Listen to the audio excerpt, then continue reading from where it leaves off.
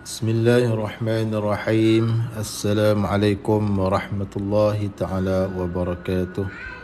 Alhamdulillahi rabbil alamin.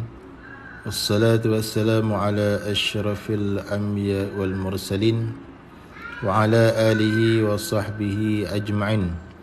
Qala rabbi shrah li sadri wa yassir li amri wa hlul 'uqdatam min lisani yafqahu qawli. سبحانك لا علم لنا إلا ما علمتنا إنك أنت العليم الحكيم ولا حول ولا قوة إلا بالله العلي العظيم ولا حول ولا قوة إلا بالله العلي العظيم. Alhamdulillah, sidang penonton muslimin muslimat yang dirahmati Allah sekalian.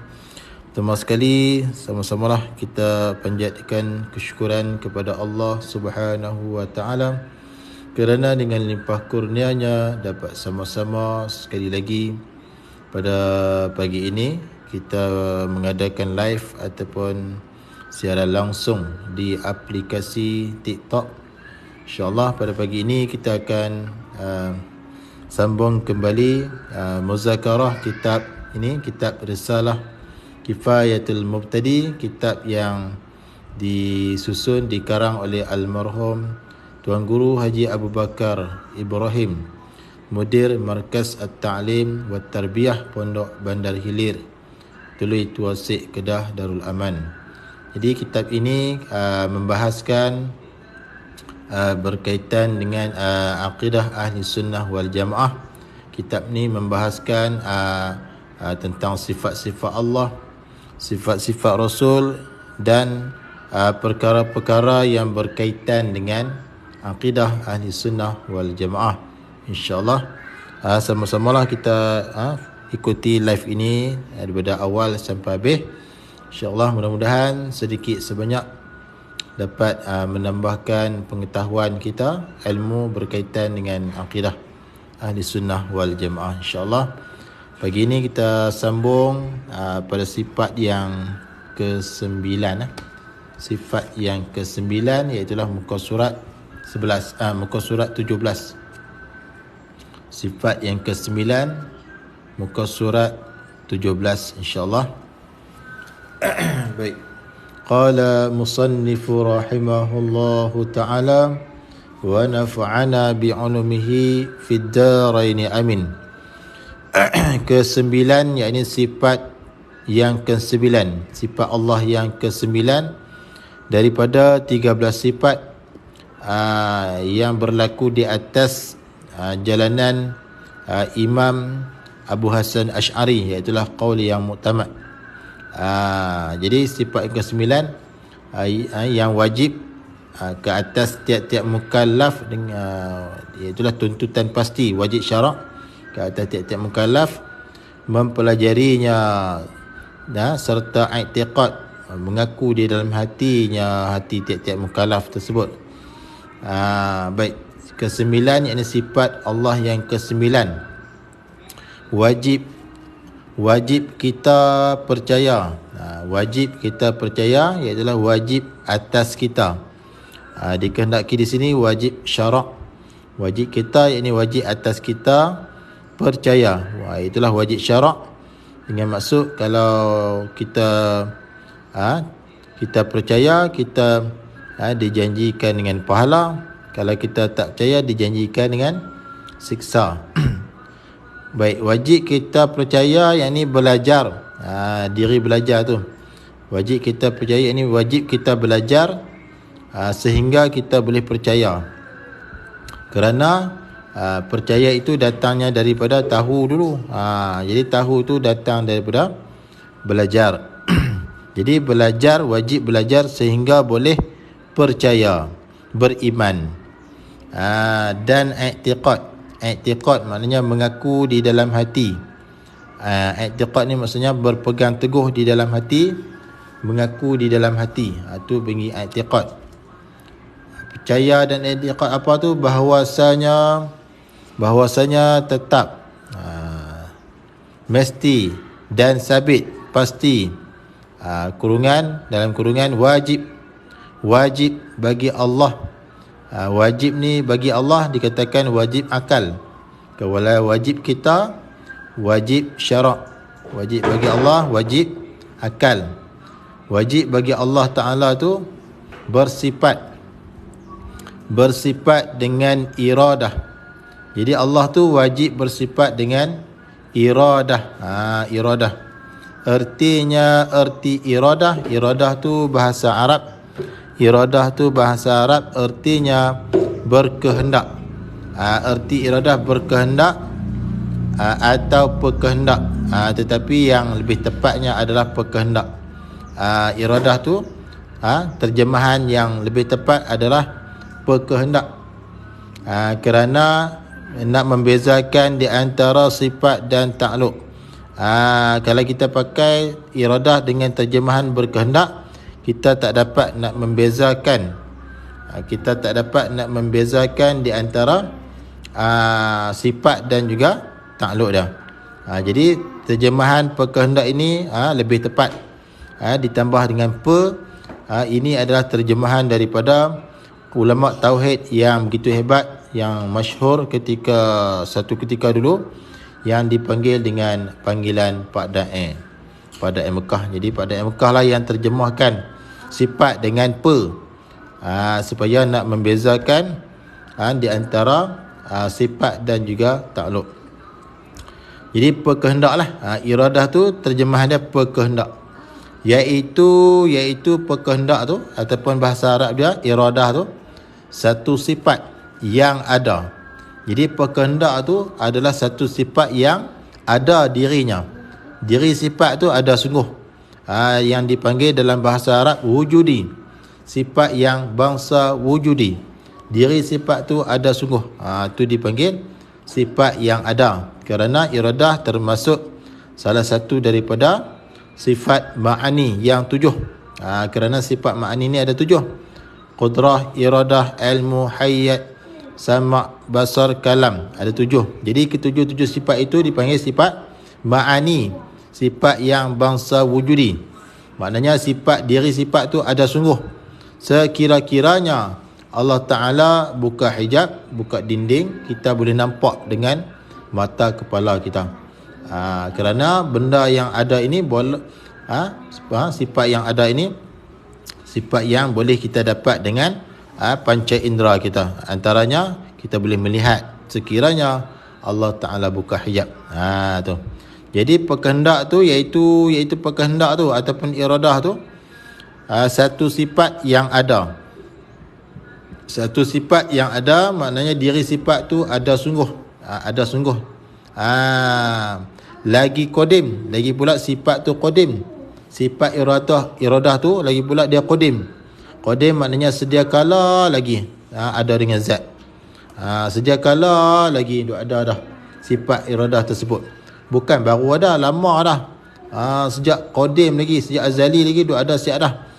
Sifat berkehendak tu, iradah tu. Qadim, sedia kala lagi. Dengan maksud sifat tersebut tidak ada mula. Ada sedia kala lagi. Makhluk tak ada lagi, sifat tu pun ada dah. Ada siap dah sejak azali lagi. Yang berdiri, yakni yang ada. Yang berdiri, yakni yang ada lah sifat tu pada zat Allah Ta'ala. Jadi sifat iradah tu dia berdiri pada zat Allah Ta'ala, yakni dia tumpang zat Allah Ta'ala. Kerana sifat ni dia tak boleh duduk seorang-seorang dah. Dia kena tumpang. Ma qama bi ghairih. Itu takrif sifat. Barang yang berdiri dengan yang lain ataupun barang yang menumpang pada yang lain. Maknanya sifat ni, sifat iradah ni dia tak boleh duduk seorang dah. Dia kena tumpang zat Allah. Tumpang zat Allah. Baik, jadi sifat ni dia sedia kala lagi menumpang pada zat yang qadim juga. Zat Allah yang qadim, yang sedia kala juga. Maknanya sejak azali lagi sifat iradah ini dia tumpang zat Allah Ta'ala. Baik. Tidak dapat diketahui hakikatnya. Hakikat yang sebenarnya macam mana sifat iradah ni, kita yang baharu ni tak dapat nak mengetahui. kita yang baharu ni, yang dipanggil makhluk ni, tak dapat nak mengetahui hakikat sebenar sifat iradah tersebut, bahkan tetap seperti yang tersebut. Yang inilah sifat iradah tu qadim, dan dia berdiri pada zat Allah Ta'ala sejak azali lagi. Takat tu saja yang kita baharu ni boleh tahu. Lebih pada tu tak boleh nak tahu lah hakikat dia macam mana. Wallahu alam. Yang tu kita serah kepada Allah Ta'ala sahaja. Baik. Dengan Allah Ta'ala, yakni dengan ni kalau bahasa Arab dipanggil ba sababiyah.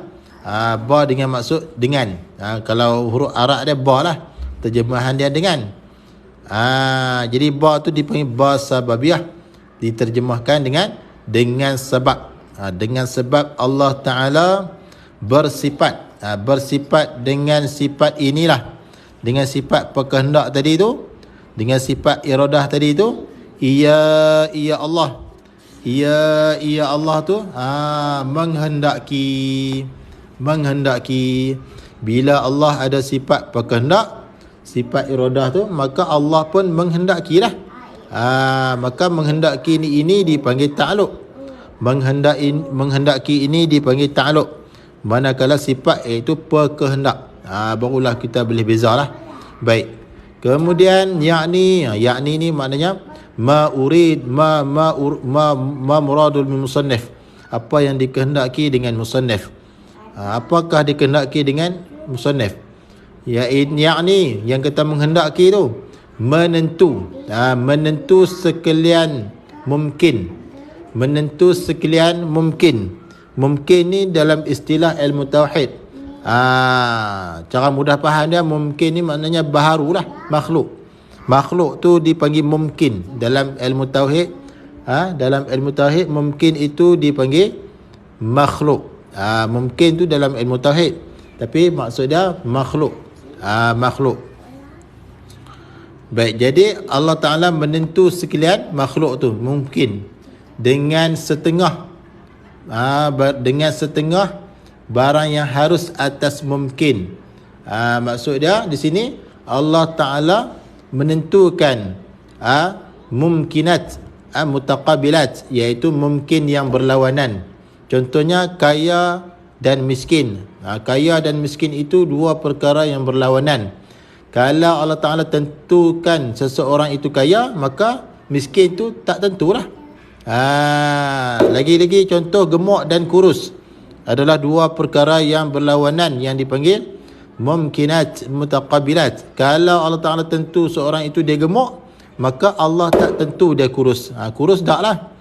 Kalau kerana gemuk dan kurus itu berlawanan. Kalau Allah Ta'ala tentu dia kurus, maka dia tak gemuk. Begitu juga alim dengan jahil. Alim dengan jahil juga dipanggil mumkinat mutaqabilat, berlawanan. Kalau Allah Ta'ala tentu seseorang itu alim, maka Allah tak tentulah dia jahil.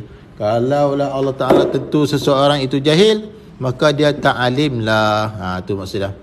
Jadi menentu sekalian mungkin dengan setengah barang yang harus atas mungkin.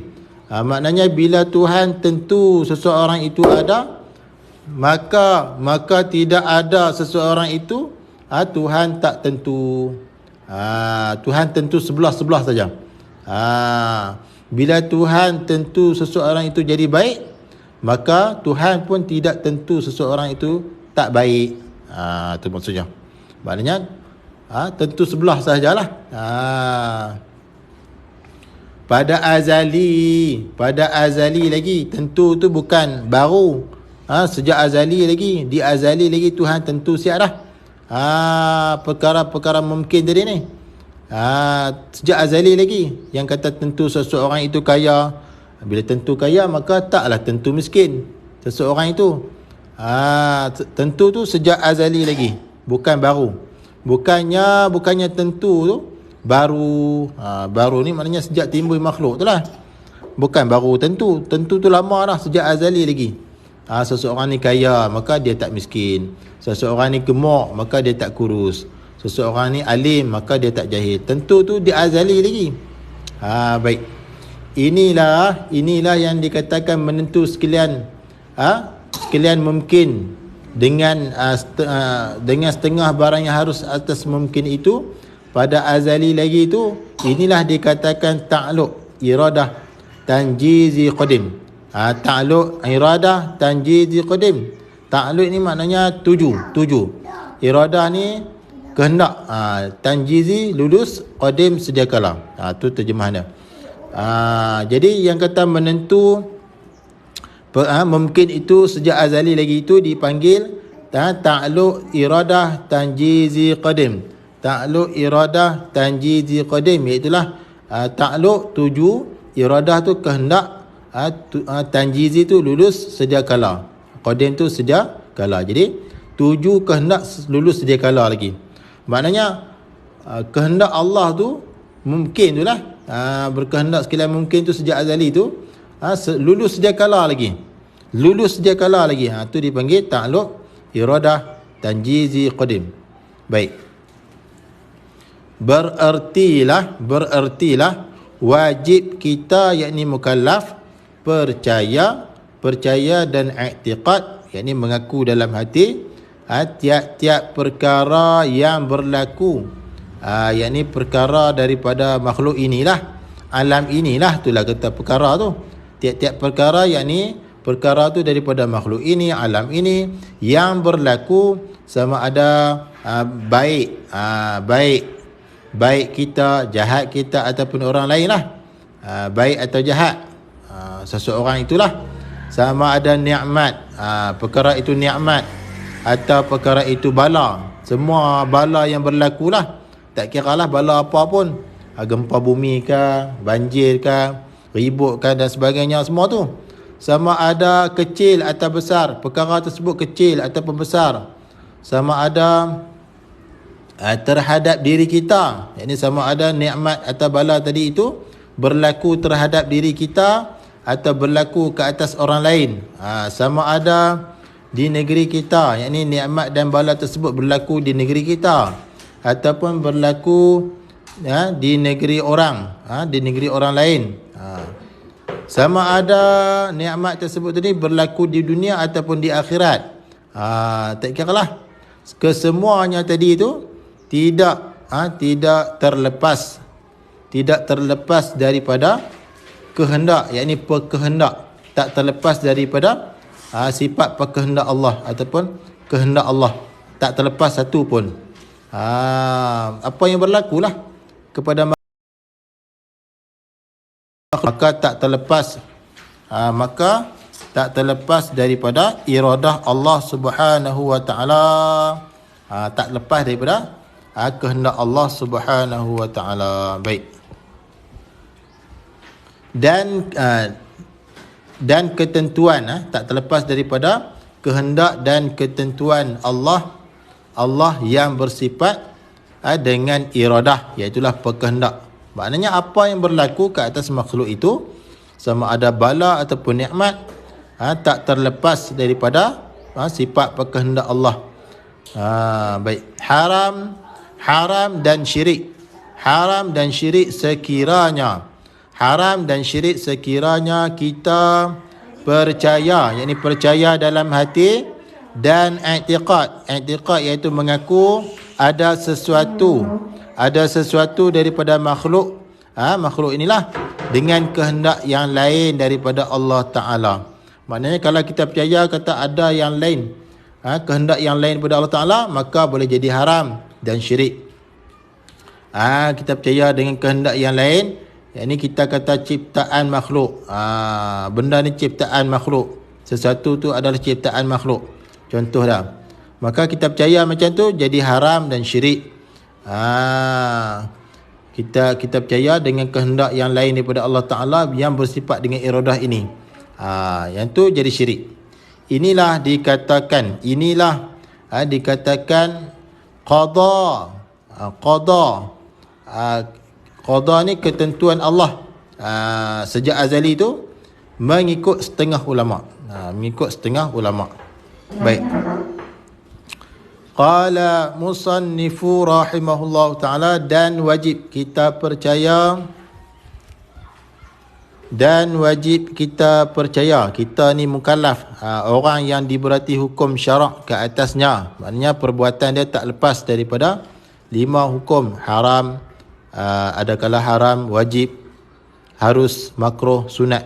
Maknanya itu dikatakan mukallaf orang yang diberati hukum taklifiyah, mereka yang diberati hukum syarak ke atasnya.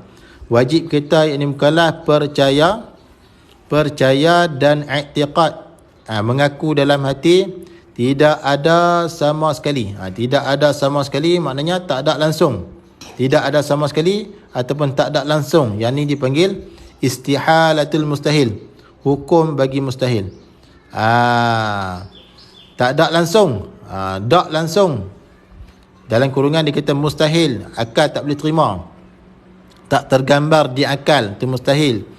Tak ada langsung di atas Allah Ta'ala tu, bersifat dengan lawannya, lawan bagi iradah tadi. Jadi akal kita tak boleh nak terima kata Allah tu bersifat dengan lawan bagi iradah tadi, iaitulah benci. Allah Ta'ala tak bersifat dengan benci, tak ada langsung benci itu pada Allah Ta'ala. Tu dimaksudkan dengan lawan bagi sifat iradah.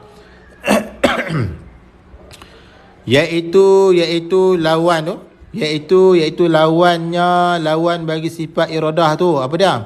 Benci. Benci ni dipanggil mustahil. Benci ni dipanggil mustahil. Atau tergagah juga mustahil atas Allah. Lupa pun dipanggil mustahil atas Allah. Atau lalai juga dipanggil mustahil atas Allah. Jadi kita kena i'tiqad, Allah mesti tidak bersifat dengan benci, Allah mesti tak bersifat dengan tergagah, Allah tak bersifat dengan lupa, Allah tak bersifat dengan lalai. Yang Allah Ta'ala bersifat adalah dengan iradah, iaitu dengan berkehendak. Pada mengadakan sesuatu daripada mungkin ini. Jadi Allah Ta'ala mengadakan mungkin ini bukanlah dengan benci. Kalau benci macam mana nak ada mungkin ni? Kalau tergagah macam mana nak ada mungkin ini? Kalau lupa macam mana nak ada mungkin ini? Kalau Allah tu lalai macam mana nak ada mungkin ini? Mustahil atas Allah. Mustahil atas Allah benci, tergagah, lupa atau lalai. Mustahil. Yang wajibnya bagi Allah itu adalah iradah, berkehendak. Jadi Allah Ta'ala menentukan mungkin ini dengan sifat iradah dia, iaitu berkehendak. Baik, habis. Baik, qada ni terbahagi dua. Qada ni dia ada dua. Yang pertama qada mu'allaq. Ketentuan yang bergantung. Ketentuan mu'allaq. Baik, ketentuan mu'allaq ni iaitu ketentuan di azali. Ketentuan mu'allaq ni dipanggil ketentuan di azali.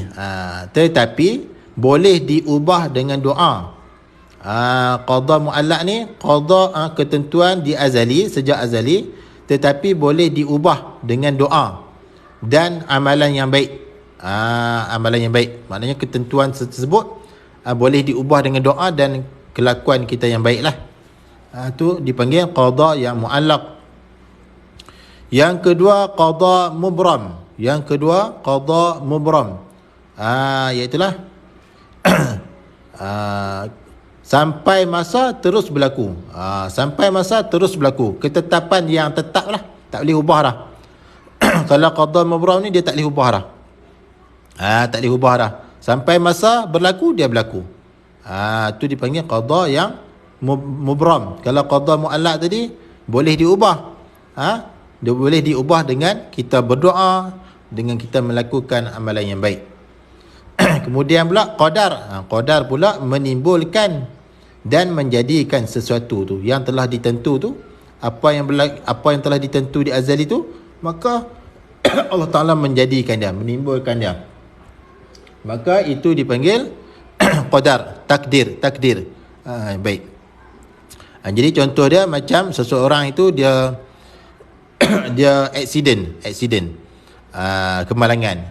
Jadi Allah Ta'ala tentu di azali kata dia tu kemalangan pada sekian hari, pada sekian waktu, pada sekian jam lah. Kemudian tiba hari yang nak berlaku tu, berlaku. Maka berlaku itulah dipanggil takdir, qadar. Yang ditentu di azali tu dipanggil qada. Yang tu dipanggil qada mubram lah. Qada. Baik, yang ni yang kata qada mu'allaq tadi, yang boleh diubah tadi tu, contohnya kita buat baik seperti kita bersedekah ataupun kita hubung silaturahim. Contohnya kelebihan menghubungkan silaturahim dapat memanjangkan umur. Allah Ta'ala tetap dah mati umur ni, tapi disebabkan kita suka bersilaturahim, maka Allah Ta'ala panjangkan usia kita lagi.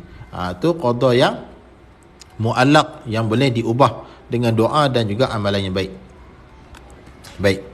Qala musannifu rahimahullah ta'ala, dalil. Dalil ini bermula dalil,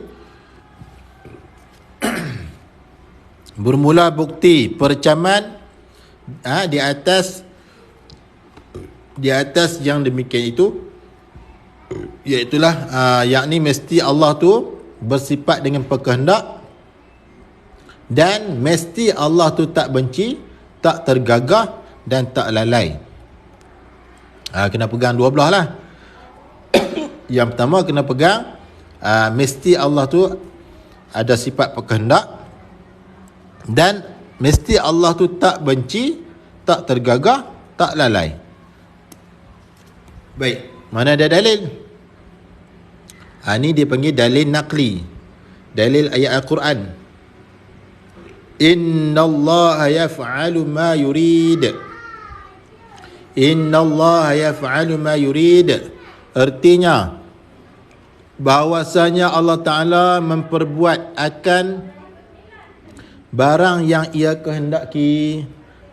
Bahawasanya Allah Ta'ala memperbuat akan barang yang ia Allah kehendaki, yakni dia azali lagi. Allah Ta'ala kehendak tu sejak azali lagi. Baik, yang ni adalah dalil naqli, dalil ayat Quran. Baik. Dan atau dalil di atas yang demikian itu, yang mengatakan Allah tu mesti ada sifat berkehendak, dan Allah tu tak lalai tu, tak lalai, tak benci, tak tergagah tu, mana ada dalil? Baharu alam ini. Jadi baharu alam ini menunjukkan kata Allah tu tak lalai, tak lupa, tak benci. Kalau Allah tu ada lalai, ada benci, ada tergagah, maka macam manalah nak adanya alam ini? Kerana benci, tergagah, lalai semua tu adalah sifat kekurangan.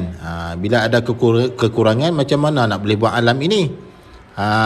Baik. Jadi yang nak buat alam ini mestilah kena ada sifat kesempurnaan, iaitulah antaranya iradah, berkehendak. Baik, jadi sekadar itu dulu live untuk pagi ni. InsyaAllah ada masa lepas nanti kita akan sambung pula pada sifat yang ke-10, iaitulah sifat kudrah, insyaAllah. Jadi sekadar itu dulu, yang baik daripada Allah Subhanahu wa ta'ala, yang kurang dan yang lemah daripada kelemahan diri saya sendiri. Aku liqauli hadza wa astaghfirullahal azim li wa lakum. Wassalamualaikum warahmatullahi wabarakatuh.